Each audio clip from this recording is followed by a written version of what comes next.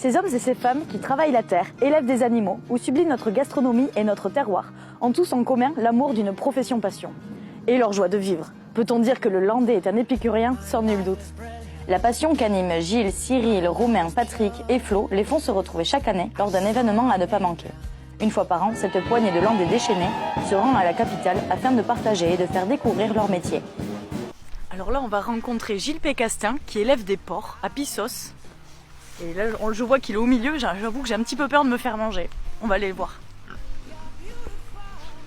Gilles ?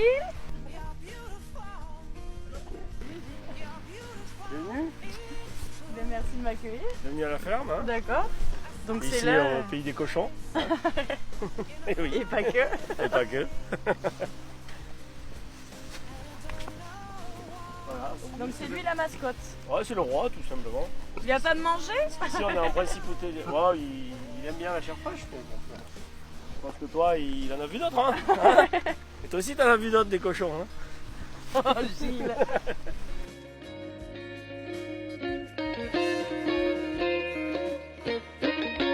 C'est mon parcours qui m'a poussé vers ici. C'est-à-dire que je cherchais un lieu pour m'installer et une exploitation à racheter. Donc je suis tombé ici sur cette proposition qui correspondait tout à fait à ce que je recherchais. J'avais un rêve de grands espaces et de liberté. Et ici, je me suis retrouvé dans la Haute-Lande, un petit peu au milieu de nulle part, et tant mieux. Tu avais déjà l'idée d'être dans le cochon du coup, ou c'est par les opportunités ou comme ça que tu t'es...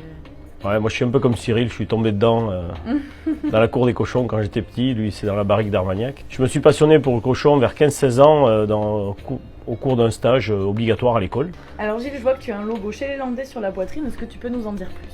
Tu connais pas ça? Chez les Landais, donc on est une association, 4 producteurs, un restaurateur.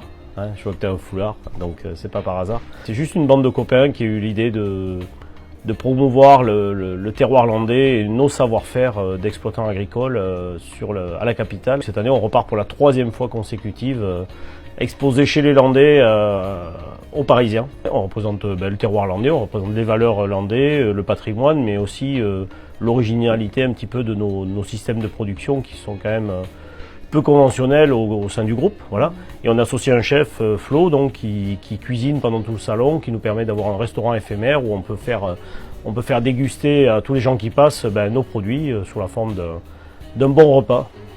Qu'est-ce qui t'anime au quotidien? Moi, c'est la passion. Voilà. C'est la passion, c'est l'amour d'un métier, tout simplement. L'amour du métier dans les Landais.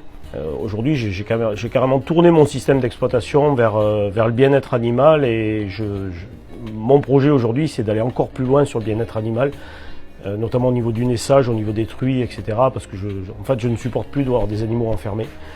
Et aujourd'hui, donc, on a un projet qui s'appelle Happy Pig, donc cochon heureux en anglais, tout simplement parce que je veux faire le porc le plus heureux du monde. Si on l'élève de manière heureuse, déjà on s'affranchit de toutes les formes éthiques et les reproches qu'on pourrait nous faire là-dessus.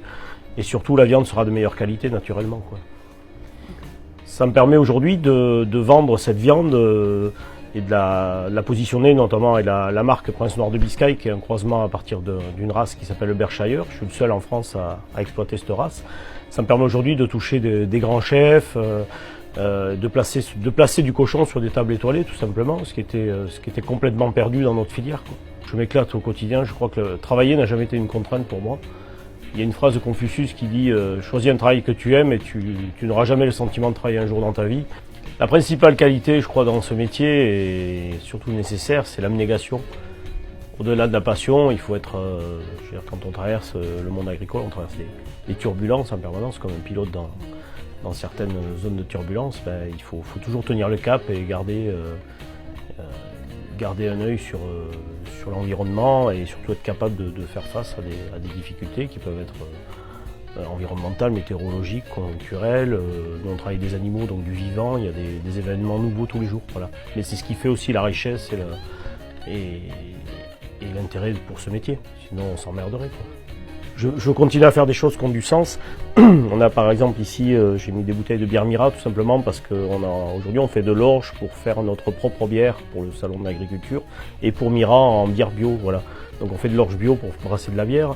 On a des partenariats avec les conservistes pour des pâtés sur lesquels on a intégré du foie gras de Romain, on a intégré de l'armagnac de Cyril, etc. On essaie de faire des charcuteries haut de gamme aussi pour la restauration et vraiment les fins palais.